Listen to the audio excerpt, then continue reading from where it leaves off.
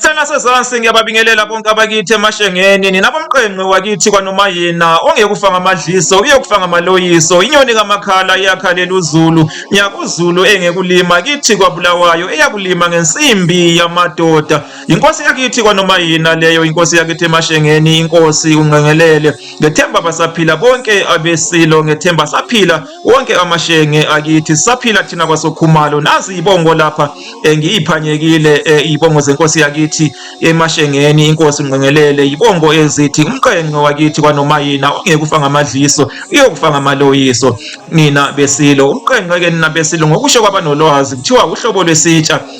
sokhuni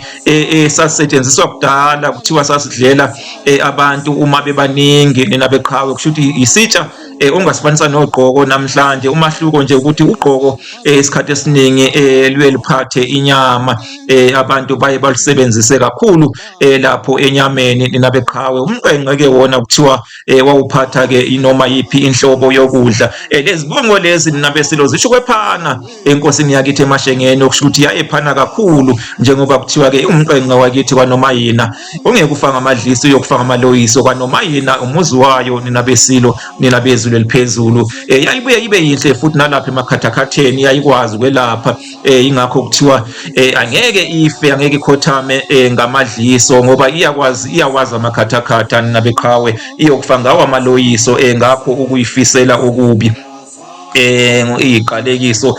nina bezulu eliphezulu